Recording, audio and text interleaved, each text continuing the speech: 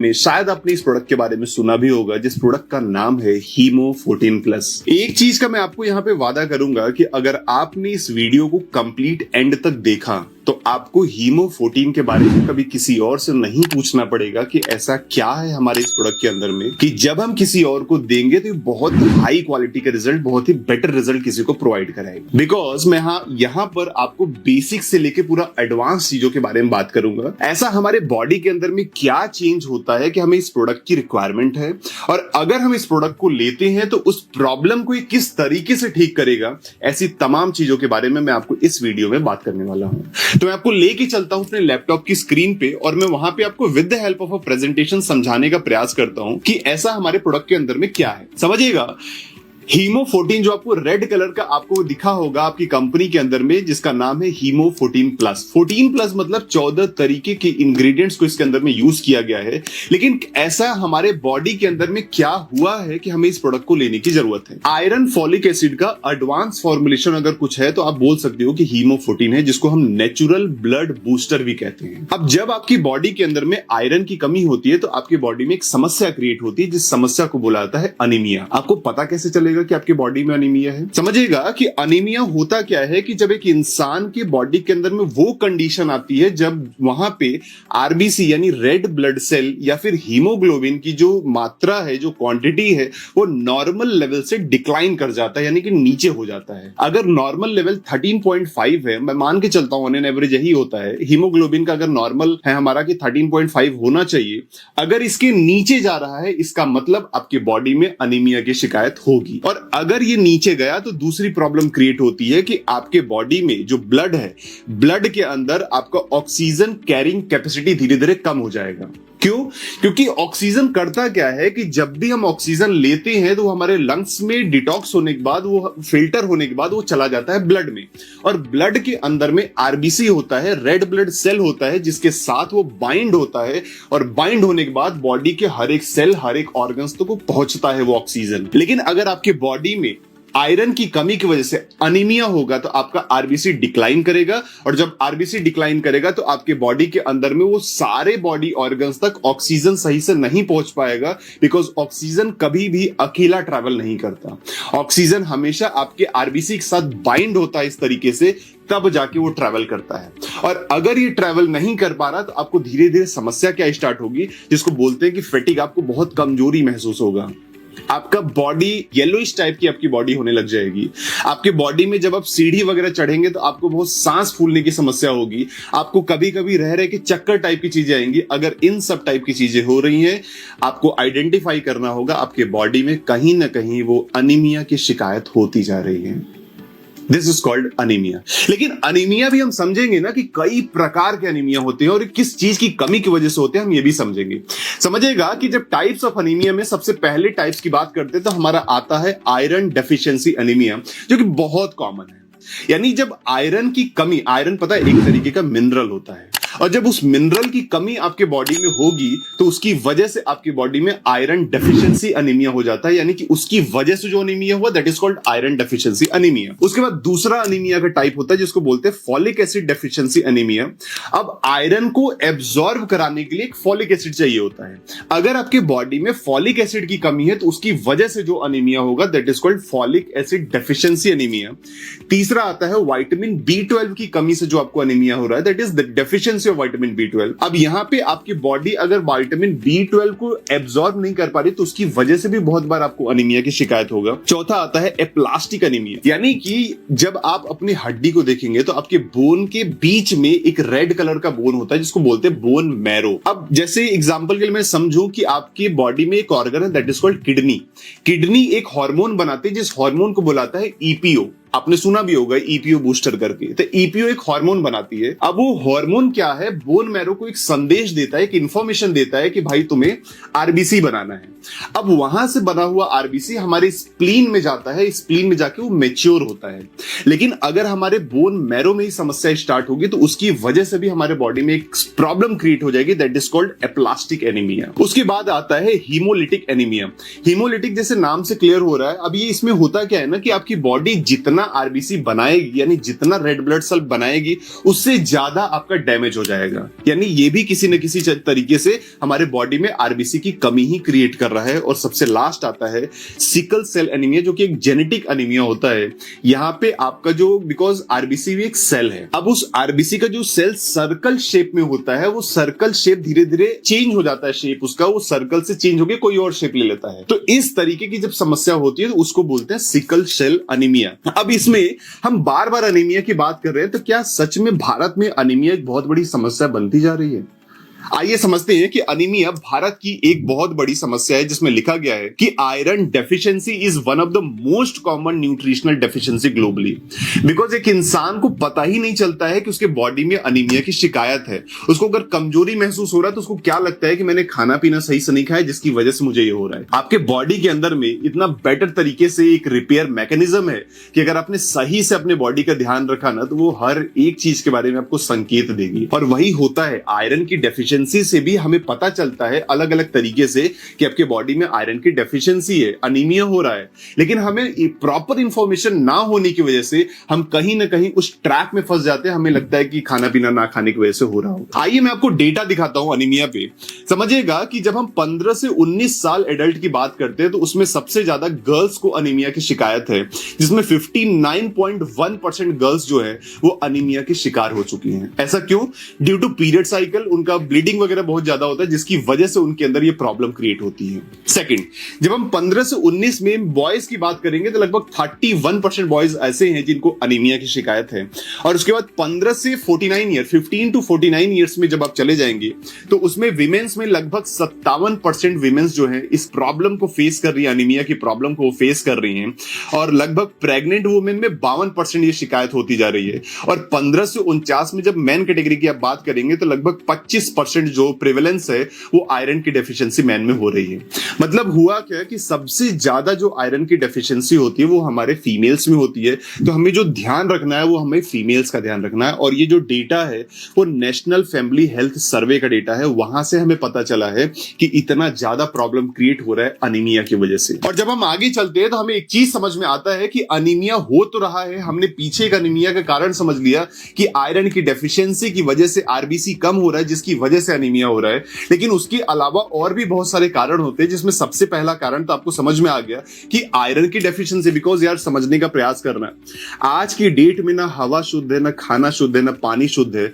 आप सोचो आपकी बॉडी में वो मिनरल, वो आयरन का मिनरल कहां जा रहा है?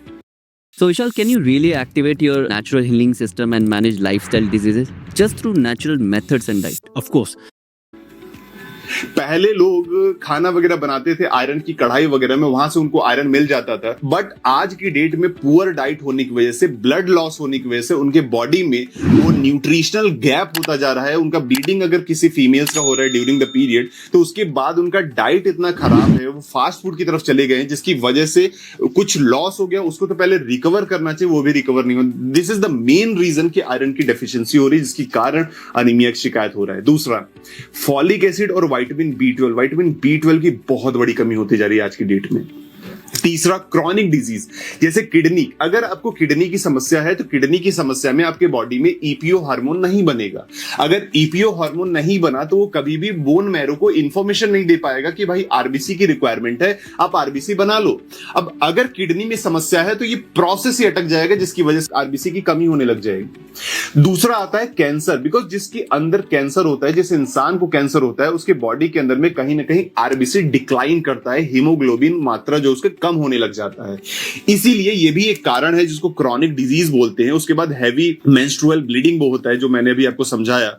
प्रेगनेंसी के दौरान डिमांड बढ़ता है कि उनको आयरन की कमी हो रही है, उनको आयरन लेना चाहिए। उसके बाद आता है पुअर एब्जॉर्प्शन। आज की डेट में लीकी गट की समस्या हो रही है, आईबीडी इन्फ्लेमेशन बाउल डिजीज होता जा रहा है। आप समझिए कि आप कहीं ना कहीं अपने बॉडी को, जो चीज आप खा रहे हो, अगर आपकी बॉडी वो एब्जॉर्ब नहीं कर पा रही, यानी कि आपके गट हेल्थ में कोई प्रॉब्लम है, there is a imbalance between the good bacteria और बैड बैक्टीरिया, तो इसकी वजह से भी आपको आयरन की डेफिशिएंसी होगी। लीकी गट, आपका जो इंटेस्टाइन का इनर लेयर है वो भी कहीं ना कहीं डैमेज होता जा रहा है, बिकॉज हम इस तरीके की चीजों का सेवन कर रहे हैं जिसकी वजह से वो सब डैमेज हो रहा है, जहां से सारे के सारे बैक्टीरिया, सारे के सारे जो बैड चीजें होती है वो हमारा वहां से ट्रांसफर होकर हमारा ब्लड में चला जा रहा है, जिसकी वजह से आरबीसी की कमी होती है। यही कारण है कि अनीमिया यहां से भी हो जाता है। उसके बाद स्टार्ट होता है हमारा जेनेटिक, जो हमने अपना पीछे बात किया, सिकल सेल एनीमिया एक होता है, और लास्ट आता है बोन मैरो। अगर आपके बोन मैरो में ही समस्या होगी तो आपका तो आरबीसी ही नहीं बनेगा। अगर इन सब चीजों पे हमने ध्यान दिया तब जाके हम अनीमिया की शिकायत को, जो हम अनीमिया की प्रॉब्लम को फेस कर रहे हैं, उस प्रॉब्लम से हम बाहर निकल सकते हैं। जब हम देखते हैं कि बिकॉज जो ये एनीमिया है ये हमारा ब्लड के अंदर में आरबीसी की मात्रा जो कम होती है वहीं से हमें समझ में आता है। आप समझिएगा कि आपके पास दो सेल है, एक नॉर्मल सेल है, एक अनीमिया वाला सेल है। आप नॉर्मल वाले में देखो कि आरबीसी की मात्रा बढ़ी हुई है, आप अनीमिया वाले सिचुएशन में देखो कि आरबीसी की मात्रा घट गई है। दिस इज द रीजन कि अनीमिया के सिचुएशन में आपके बॉडी में आरबीसी घटेगा, आपके बॉडी में हीमोग्लोबिन घटेगा, जिसकी वजह से वो जो ऑक्सीजन आरबीसी के साथ मिलके बॉडी के हर एक पार्ट्स तक जाता था वो नहीं जा पाएगा, जिसकी वजह से आपको कमजोरी, थकान, आपका सांस फूलना, आपकी बॉडी येलोइश होना, आपको चक्कर आना, इन सब जैसी समस्या होने लग जाएगा। This is just a starting. अगर ये सब हो आपको चेक कराना चाहिए आपके बॉडी में आयरन की कमी है कि नहीं है। लेकिन अनीमिया के साथ ना एक बहुत बड़ी और समस्या है, शायद आपको पता होगा कि इन्फ्लेमेशन नाम की एक समस्या है। इन्फ्लेमेशन होता क्या है, जिसको सिंपल से शब्दों में बोलते हैं कि सूजन हो जाना। हमारे बॉडी में ना फॉर एन एग्जांपल बहुत फाइन पार्टिकल्स के कैपिलरी होते हैं। जैसे हमारे जो हेयर है ना, एक हेयर जितना पतला होता है उन सब तरीके के बहुत सारे कैपिलरी होते हैं।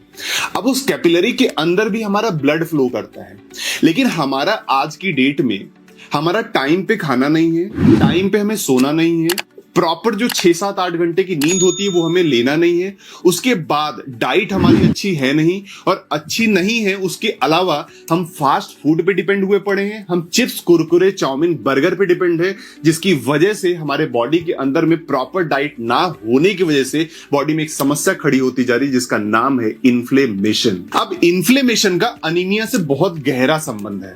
समझिएगा कि इन्फ्लेमेशन का अनीमिया से संबंध क्या है। क्रॉनिक इन्फ्लेमेशन में होता क्या है, जब आपकी बॉडी में इन्फ्लेमेशन हो गया तो इन्फ्लेमेशन एक साइटोकिन्स रिलीज करता है। अब साइटोकिन्स जब वो रिलीज होता है आपके बॉडी के अंदर में, तो साइटोकिन्स का काम होता है आपके आयरन के एब्जॉर्प्शन को ब्लॉक कर देगा। यानी अब आपने कई बार देखा होगा कि आप बाहर से दूसरी कंपनियों का आयरन लाके खा रहे हैं, लेकिन उसके बाद भी आपकी बॉडी में आयरन की कमी है। समझिएगा कि जब आयरन की कमी आपके बॉडी में है, आयरन खा रहे हैं, उसके बाद भी आपको फर्क नहीं पड़ रहा है, इसका मतलब क्या हुआ कि आपके बॉडी के अंदर में वो इन्फ्लेमेशन की समस्या बढ़ चुकी है। यानी साइटोकिन्स रिलीज हो रहा है जो आपके बॉडी में आयरन की एब्जॉर्प्शन को ब्लॉक किया हुआ है। आप कुछ भी आयरन खा लीजिए, वो आपका जाके एब्जॉर्ब ही नहीं हो पाएगा, जिसकी वजह से आप खा तो रहे हो लेकिन आपको रिजल्ट ही नहीं आ रहा है। This is the main reason of inflammation. उसके साथ साथ ये क्या करता है कि रेड ब्लड सेल के प्रोडक्शन को सप्रेस कर देता है, यानी कि दबा देता है। यानी कि बोन मैरो पे हमारा काम क्या होता है कि आरबीसी बनाना है, लेकिन आरबीसी वो धीरे धीरे सप्रेस हो जाता है जब हमारे बॉडी के अंदर में इन्फ्लेमेशन बढ़ा होगा, सूजन बढ़ी होगी। तो अगर हमारे बॉडी में इन्फ्लेमेशन बढ़ा है तो आप भूल जाओ कि आप आयरन खा रहे हो नॉर्मल की कोई भी लेके, तो आपकी बॉडी में एब्जॉर्ब होगा। दिस इज द रीजन कि आप खाते भी हो तब भी आपको रिजल्ट नहीं आता, क्योंकि इन्फ्लेमेशन बढ़ा हुआ है। साथ ही साथ एक हेप्सिडिन नाम का एक हार्मोन होता है जो आपके आरबीसी यानी आयरन को वो स्टोरेज करके रख लेता है, वो उसको यूज ही नहीं होने देता, उसको अनअवेलेबल कर देता है कि वो यूज हो पाएगा। और ये सब कुछ किस वजह से हो पा रहा है? सिर्फ और सिर्फ आपके इन्फ्लेमेशन की वजह से, आपके बॉडी में जो सूजन आ चुकी है आपके इनप्रॉपर डाइट की वजह से। तो इतना बेसिक इंफॉर्मेशन की वजह से हमें नहीं पता होता, हम लैक ऑफ डाइट में चले जाते हैं, हम जो हमें मन करता है हम वो खाते हैं। हमें लगता है एक दिन खाने से क्या हो रहा है यार, बॉडी के बाहर जो हमें दिखने से समझ में आ रहा है ना, बॉडी के अंदर वो चीज नहीं है। आपको अपने आप को फिट रखने के लिए आपको अंदर बाहर दोनों ध्यान रखना पड़ेगा। तो ये जो बाहर की चीजें हम खा रहे हैं ना, ये आपके बॉडी के अंदर में जाके इन्फ्लेमेशन खड़ा कर रहा है, और जब इन्फ्लेमेशन खड़ा करेगा तो आपके आयरन के एब्जॉर्प्शन को रोक देगा। आयरन के एब्जॉर्प्शन को रोकेगा तो अनीमिया की शिकायत हो जाएगी। जब अनीमिया की शिकायत होगी तो आरबीसी हीमोग्लोबिन की मात्रा कम होगी, और अगर उसकी मात्रा कम होगी तो आपके बॉडी के हर एक ऑर्गन्स तक ऑक्सीजन नहीं पहुंचेगा, और जब ऑक्सीजन नहीं पहुंचेगा तो आपको कमजोरी, थकावट, सांस फूलना, इन सब जैसी तमाम समस्या आपको होने लग जाएगी। आप सोचो, ले लो बाहर की कंपनी का कोई भी आयरन खा लो, नहीं एब्जॉर्ब होगा। इसीलिए आपने सुना होगा कि आपकी कंपनी का आयरन तो इतने का है, हमारी कंपनी का 200 का है। आप 200 के 5 डब्बे खा लोगे ना, तब भी आपको एब्जॉर्ब नहीं होगा, बिकॉज आप जस्ट आयरन खा रहे हो, इसीलिए वो आपको एब्जॉर्ब नहीं होगा। आपके बॉडी में इन्फ्लेमेशन बढ़ा है। हमने जो अपने प्रोडक्ट को बनाया है ना, ये इन सारी चीजों को ध्यान में रखते हुए बनाया है। साथ ही साथ हमने और क्या देखा कि यार, अगर आपके बॉडी में आपका गट हेल्थ सही नहीं है, गट हेल्थ मतलब गट को आपके शरीर का दूसरा ब्रेन बोला जाता है। यानी कहते हैं आपके शरीर के 60 से 70% बीमारी का कारण होता है वो आपका गट होता है, वो आपका पेट होता है। अगर उसमें समस्या है तो आपको अगेन अनीमिया की शिकायत होगी। तो गट हेल्थ और अनीमिया का क्या रिलेशन है, आइए उसको समझते हैं। समझिएगा कि पुअर गट हेल्थ का मतलब होता है कि जब आपके गट हेल्थ में आपका आईबीडी की समस्या है, आपको लीकी गट की समस्या है, ऐसे बहुत सारी समस्या है, आपको कॉन्स्टिपेशन की समस्या होती जा रही है, तो इन सब समस्या की वजह से क्या हुआ कि आपका गट हेल्थ गड़बड़ हो गया है। आपके बॉडी में जो आप खा रहे हो सही से एब्जॉर्ब नहीं हो रहा है, जिसकी वजह से वो आपका एब्जॉर्प्शन जो iron, folic acid, vitamin B12 का होने वाला था, वो धीरे धीरे घट जाएगा। ये कैसे हुआ?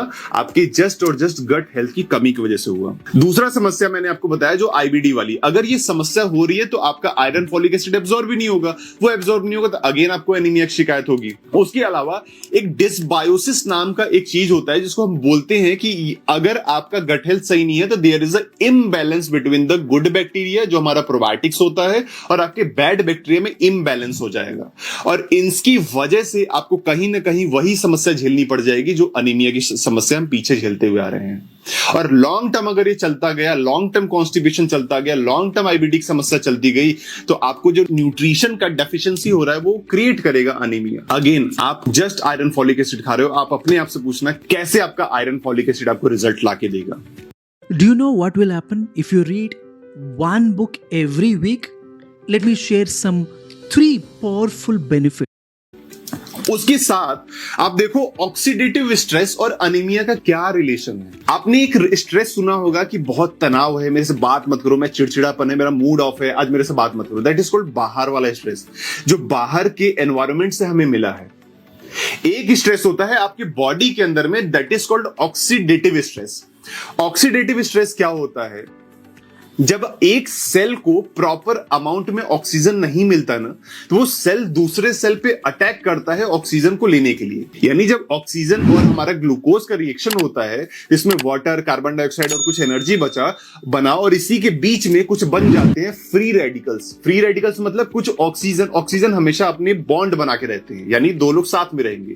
अब इसी प्रोसेस के बीच में कुछ ऑक्सीजन अकेले रह जाते हैं, जिसको हम बोलते हैं फ्री रेडिकल्स। और वही फ्री रेडिकल जाके जब सेल्स पे अटैक करता है तो जो हमारा सेल कमजोर होगा, वो सेल का म्यूटेशन होता है, म्यूटेशन के बाद वो सेल डैमेज होगा, डैमेज के बाद वो सेल ट्यूमर बनेगा, और ट्यूमर के बाद वो कैंसर का रूप ले लेगा।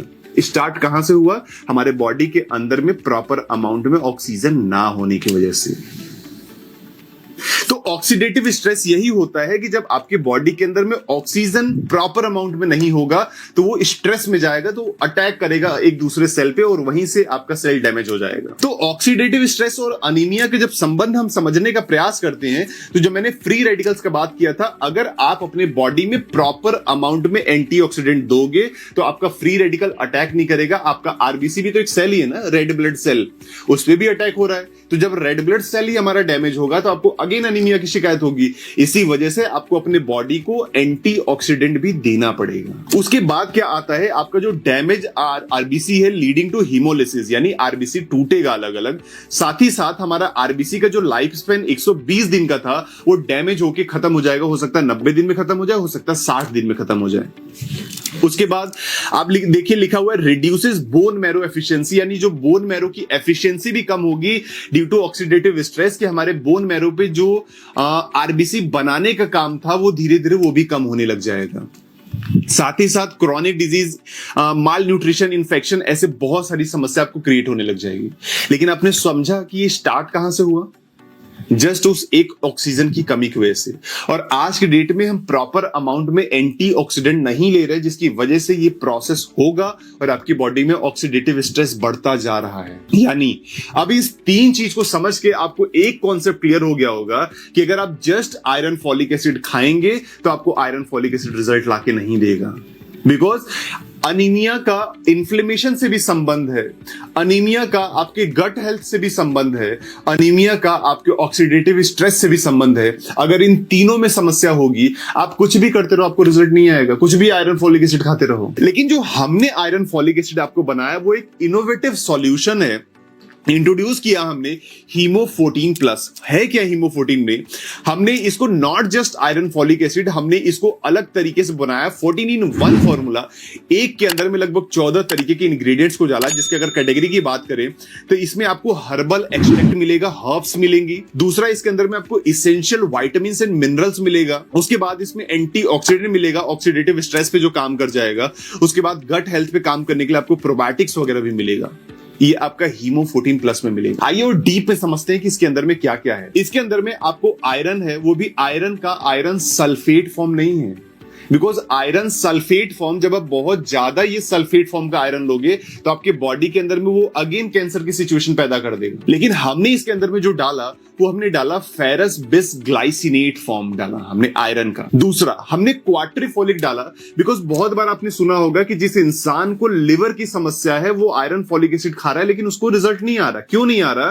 क्योंकि फॉलिक एसिड जब हमारे बॉडी में जाता है तो वो कई सारे स्टेजेस से होके तब जाके वो एब्जॉर्ब होता है। लेकिन हमने जो क्वार्टर फोलिक डाला वो लगभग सीधा जाके 4th स्टेज पे काम करता है। तीसरा, हमने इसके अंदर में डाला विटामिन B12, विटामिन C और जिंक डाला। और ये तीनों का कॉम्बिनेशन आपको हेल्प करेगा आपके आरबीसी के प्रोडक्शन में, और ये तीनों का कॉम्बिनेशन आपको हेल्प करेगा आपके आयरन के एब्जॉर्प्शन में। यानी आयरन प्रोड्यूस हो गया और आपका अब आयरन एब्जॉर्ब भी हो रहा है। आरबीसी प्रोड्यूस हो गया और आपका आयरन एब्जॉर्ब हो रहा है। उसके साथ हमने इसके अंदर में मैग्नीशियम डाला, वो भी मैग्नीशियम का ग्लाइसिनेट फॉर्म डाला।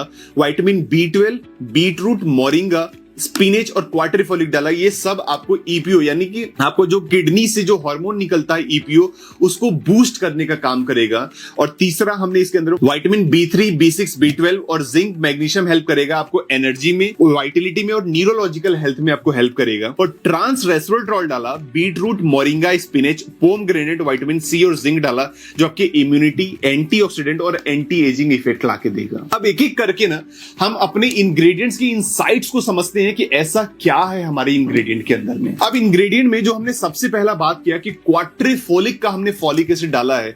समझिएगा एक चीज कि आप किसी भी कंपनी का आयरन दे दो, लेकिन उस आयरन को एब्जॉर्ब कराने के लिए आपको फॉलिक एसिड देना पड़ेगा। अब फॉलिक एसिड अगर आप कुछ भी दोगे तो वो कई सारे स्टेज में टूटता है, लेकिन हमने जो आपको फॉलिक एसिड दिया वो क्वाट्रिफोलिक नाम का पेटेंटेड फॉलिक एसिड दिया, जो कि सीधा 4th जनरेशन का फोलेट है, जिसको 5-MTHF जाके स्टेज पे जाके वो एब्जॉर्ब होगा, जिसको मिथाइल टेट्राहाइड्रोफोलेट बोलते हैं। यानी आपके बॉडी में जाके वो लिवर में अलग अलग स्टेज में ब्रेक डाउन नहीं होगा, वो सीधा आपको MTHF फॉर्म मिलेगा उसका। इसलिए हमने क्वाट्रिफोलिक का पेटेंटेड कॉन्सेप्ट दिया। लिखा हुआ है कि it is immediately usable by the body unlike synthetic folic acid which needs conversion. जो सिंथेटिक फॉलिक एसिड आप लोगे उसमें कन्वर्जन की जरूरत पड़ेगी, लेकिन इसमें नहीं जरूरत पड़ेगी। उसके साथ साथ हाईली बायो अवेलेबल है, बेटर एब्जॉर्ब होता है, क्लिनिकली प्रूवन हो चुका है। आपके जो अनमेटाबोलाइज्ड फॉलिक एसिड है उसको रिड्यूस करेगा।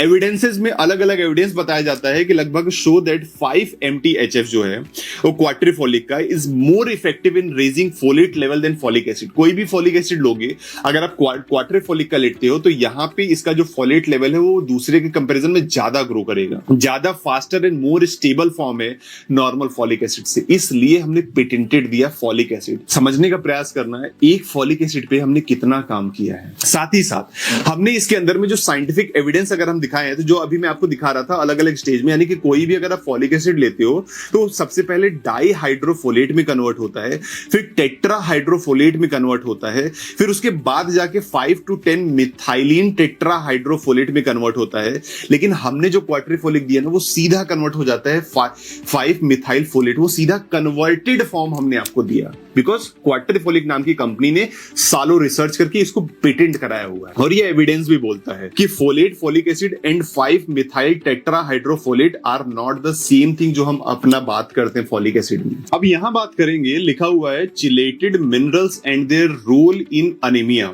होता क्या है कि जब आप बाहर से जो आयरन लेते हैं, that is iron in sulphate form, जो कि आयोनिक फॉर्म में होता है। जब आप आयरन सल्फेट लेते हैं तो वो आयोनिक फॉर्म में होता है, और जो बाहर का जो आयरन होता है मोस्ट ऑफ द टाइम आपको आयरन सल्फेट मिले, जो कि आयोनिक फॉर्म में होता है। आपने सुना भी होगा कि लोग कहते हैं कि इतना चाय मत पियो, नहीं खून की कमी हो जाएगी, ये हो जाएगा। आयरन को सीधा आपकी स्टूल के थ्रू पास कर देगा, आपकी बॉडी में वो एब्जॉर्ब भी नहीं होने देगा, बिकॉज आयोनिक फॉर्म में है। हमारी कंपनी रिसर्च पे काम करती है, तो हमने आयोनिक फॉर्म नहीं, कॉन्जुगेटेड फॉर्म दिया, जिसको एक चिलेटेड टेक्नोलॉजी बोला जाता है।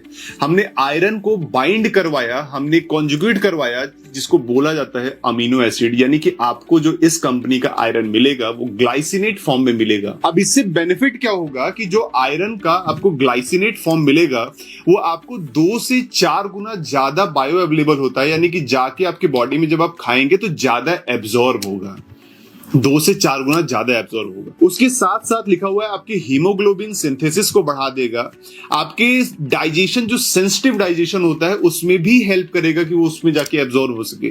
बिकॉज बहुत हद तक क्या होता है, जिसका डाइजेशन सही नहीं होता, आयरन सल्फेट तो वैसे भी बाईपास हो जाता है, लेकिन ये वाला जो आप हीमो14 लेंगे, इसमें अगर आपका डाइजेशन सेंसिटिव है, आपका आयरन एब्जॉर्प्शन बहुत पुअर है, तब भी आपको ये आइडियल है, तब भी आप इसको यूज कर सकते हैं। That is called iron ferrous bisglycinate form.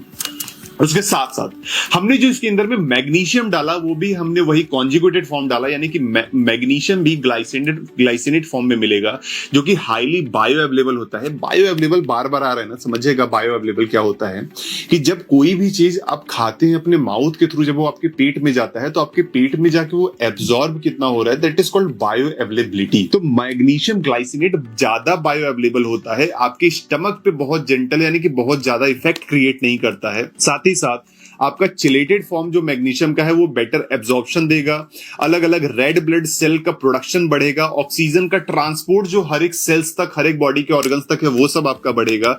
और जो आपका फैटिग होता था, कमजोरी होती थी, मसल्स में अकड़न होती थी, वो सारा समस्या मैग्नीशियम ग्लाइसिनेट फॉर्म आपका दूर करेगा। और इसके ऊपर अलग अलग एविडेंसेस हैं जो बताया जाता है कि कितना आपका बायो अवेलेबल है। पूरा आप रिसर्च देखेंगे तो अलग अलग रिसर्च बताया जाता है कि आयरन का ग्लाइसिनेट फॉर्म ही आपके बॉडी में जाके बहुत बेटर क्वालिटी रिजल्ट प्रोवाइड कर सकता है। इसीलिए हमने आपका आयरन ग्लाइसिनेट फॉर्म यूज किया। हमने जो इसके अंदर में एंटीऑक्सीडेंट यूज किया, सबसे पहले विटामिन सी यूज किया, बिकॉज हमें पता था कि आपके हीम, जो नॉन हीम आयरन है, उसका 2 से 3 गुना एब्जॉर्प्शन बढ़ाता है। ट्रांस रेस्वेराट्रॉल यूज किया, बिकॉज हमें पता था बहुत बेटर क्वालिटी का एंटीऑक्सीडेंट होता है। हमने ये सब यूज किया ये करने के लिए, बिकॉज हमें पता है विटामिन सी और ट्रांस रेस्वेराट्रॉल एक तरीके का एंटीऑक्सीडेंट है, जो क्या करेगा आपके बॉडी के अंदर में जाके, जो आपको याद होगा हमने पीछे जो डिस्कस किया ऑक्सीडेटिव स्ट्रेस के बारे में, वो यही खत्म करेगा। ये आपका आपके आरबीसी को प्रोटेक्ट करके रखेगा, आपके आयरन के एब्जॉर्प्शन को बढ़ाएगा, इन्फ्लेमेशन रिलेटेड जो अनीमिया है उसको भी खत्म करेगा, और आपकी बोन मैरो और आरबीसी के प्रोडक्शन को बढ़ा देगा। अभी अपने फार्म पर 5 लीटर वाली स्टील कैन की पैकेजिंग चल रही है, अपनी पूरी टीम लगी हुई है। पैकेजिंग देखिए आप, कैन के एंटीऑक्सीडेंट की वजह से हमने जो इसके अंदर में प्रोबायोटिक्स डाला। आप सोचिए कि आपकी बॉडी में अगर गट हेल्थ में प्रोबायोटिक्स नहीं है तो आपको अलग अलग प्रॉब्लम होगी, तो उसको भी ठीक रखने के लिए आपका गट हेल्थ सही रहे, इंटेस्टाइन का इनर लाइनिंग ठीक रहे, वो सारी चीजें ठीक रहेंगे। अगर डैमेज भी हुआ है तो हमने प्रोबायोटिक्स दिया कि वो रिपेयर हो सके, बिकॉज इंटेस्टाइन का इनर लाइनिंग भी अगर गड़बड़ है ना, तब भी आपका आयरन सही एब्जॉर्ब नहीं होगा। हमने इसीलिए इतना फाइन चीजों पे काम किया है।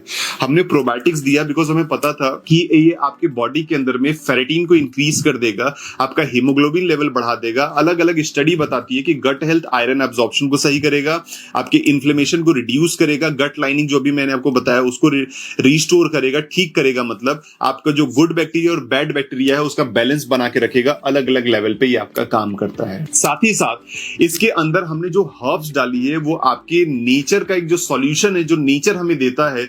हमने इसके अंदर में जो आपका मोरिंगा हमने डाला, क्यों? क्योंकि प्लांट बेस आयरन होता है, विटामिन सी है, एंटीऑक्सीडेंट है। बिकॉज बहुत बार क्या होता है, हर्ब्स है ना, हर्ब्स के अंदर ही वो सारी चीज पाई जाती है, इसलिए हमने इसके अंदर में हर्ब्स भी ऐड किया हुआ है। पहला हो गया आपका मोरिंगा हो गया, जो कि रिसर्च भी बताता है कि ये आपका अनीमिया का केस रिड्यूस करता है। इसके अंदर में स्पिनिच डाला, जो कि आप पालक वगैरह बोलते हैं, वो भी इसके अंदर में डाला गया है, जो आपका आयरन को इंक्रीज करता है, फॉलेट को इंक्रीज करेगा, क्लोरोफिल आपको बढ़ाएगा।